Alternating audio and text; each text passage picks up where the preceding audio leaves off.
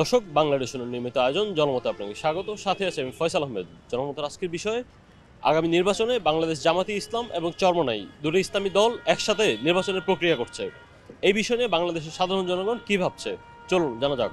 বাংলাদেশের সবচেয়ে বড় বিষয় হচ্ছে ঐক্যর বিষয়। এখন এটা মনে হয় ভালো হবে সব দিক থেকে, কারণ বাংলাদেশে ওলামা একরামের মধ্যে যে একটা আমরা সবসময় শুনি মানুষের মাঝে যে ঐক্য দরকার, তো আমার মনে হয় এটা তারা আসলে অবশ্যই আলহামদুলিল্লাহ অনেক ভালো হবে, আমাদের জন্য ভালো হবে, মানুষের জন্য, জনগণের জন্য ভালো হবে, আর দেশের জন্য তো বটেই। আমি একজন দেশের নাগরিক হিসেবে আমার একটাই অনুরোধ থাকবে, সরকারি দল যা অন্যান্য দলগুলো আছে তারা যেন জনগণের সেবা করে, তারা যেন দেশের সেবা করে, দেশকে আগায় নিয়ে যায়, বহির্বিশ্বের কাছে দেশকে যেন আরও উন্নতভাবে উপস্থাপন করতে পারে, এটুকুই আমি আশা রাখবো আর কি। জামাত ইসলাম চরমোনাইয়ের পীরের সাথে যুক্ত হয়ে সামনে নির্বাচনে আসবে, সেটা ভালো কথা। দল হিসেবে কাউকে ছোট চোখে দেখা উচিত না। জাতি, ধর্ম, বর্ণ নির্বিশেষে আমরা একটাই চাই, বাংলার জনগণ হিসেবে একটাই দাবি, যাতে যে কোনো সময় যে সরকার আসবে আমাদের দেশটাকে সুন্দরভাবে যদি গড়ে তুলতে পারবে, এটাই আমাদের একান্ত কাম্য। আমরা আদার্স অন্য কিছু চাই না। আসলে ইসলামিক দলগুলা একত্রিত হইলে এটা একটা বিপ্লব হবে। আমরাও আশা করি সমস্ত ইসলামিক দলগুলা একত্রিত হোক। তো জামাত ইসলাম এবং চরমোনাই হুজুরের দলের বাইরেও আরও কিছু ইসলামিক দল আছে। তো আমরা চাচ্ছি যে সকল ইসলামিক দল যদি এক প্ল্যাটফর্মে এসে যুগবদ্ধভাবে আন্দোলন করে এবং ইসলামিক একটা এজেন্ডাগুলা মানুষের কাছে প্রচার করে। চরমোনাই এক জিনিস আর জামাত হলো আর এক জিনিস, দুজন তো ভিন্ন, দুজনের তো এক না। আর তবে চাই যে হয় একটা পরিবর্তন আসুক, পরিবর্তন হলে ভালো হয়।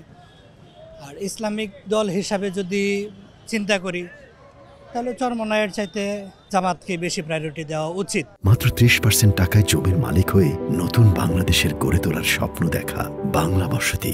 আমার যতটুকু ধারণা, চরমোনাই এবং জামাতে ইসলাম দুটো সম্পূর্ণ দুই মেরুতে অবস্থান করছে, বিপরীত, যা কোনোদিন আমার ধারণা মতো সম্ভব না। যেই দলেই ক্ষমতায় আসুক না কেন তাদের কাজ থাকবে মানুষের সেবা করা। তো জামাত বলেন আর অন্যান্য যেই দলগুলোই বলেন না কেন, আমরা চাই যারাই আসুক তারা যেন দেশের জনগণের মানুষের সেবা করার জন্য আসে।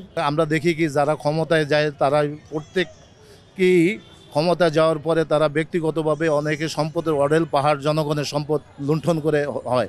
তো এইটা রোধ হবে। প্রকৃত ইসলামিক শাসন ব্যবস্থা চালু হলে মানুষের মধ্যে আবার স্বস্তি আসবে, ন্যায় বিচার প্রতিষ্ঠা হবে এবং মানুষ সুখের শান্তিতে দেশে বসবাস করতে পারবে। সকল দলমত নির্বিশেষে সকলে শান্তিতে থাকতে পারবে। আমি স্বাধীনতার সময় আমার মাঠ থেকে বাতাস আর পানি নিয়ে রাস্তায় খাওয়াইছি, সেই সময়টা আমি ভুলি নাই। আওয়ামী লীগ সম্পূর্ণ আড়াইছে, শেখের অধপতনের জন্য হাসিনার ওর পোলায় দায়ী, আর জিয়ার অবতনের জন্য তারেক জিয়া দায়ী। এখন দেশ যে ভালো চালাবে মানুষ তো সেটাই চায়। যদি নতুনভাবে ওই তারা ইসলামিক দলগুলো আসে, আমরা শ্রদ্ধা করব। জামাতের গঠনতন্ত্রগুলো অনেক ভালো। চরমোনাই তো অনেক সময় অনেক কিছু বলে ফেলে যেগুলো আসলে আমাদের সাথে যায় না। বাংলাদেশ জামাতে ইসলামী আর চরমোনাই ইসলাম, হ্যাঁ, তো দুইটাই যেহেতু ইসলামী পন্থী দল এবং তাদের মধ্যে অনেক বিতর্ক আছে, হ্যাঁ, আমাদের ন্যাশনালিজমের উপরে।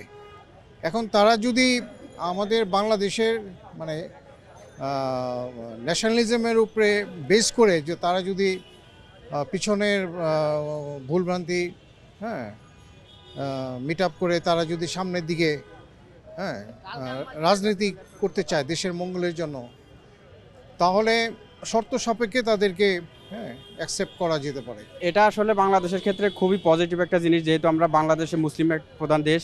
সেক্ষেত্রে আমরা চাই যে আসলে ইসলামিক মাইন্ডের লোকজন শাসন ব্যবস্থা আসুক, কারণ আমরা বিগত স্বাধীনতার 50 বছরে দেখছি যারাই ক্ষমতা আসছে তারা বাংলাদেশে আসার পরে তারাই দুর্নীতিগ্রস্ত করছে এবং দেশের শাসন ব্যবস্থাকে ভেঙে ফেলছে।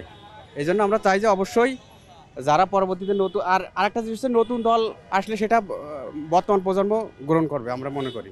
এখানে আমার একটা কথা আছে, কট্টরপন্থী হইলে তো ওয়ার্ল্ডে কত মানুষ বসবাস করে, তুমি কট্টরপন্থী হয়ে কী করবা?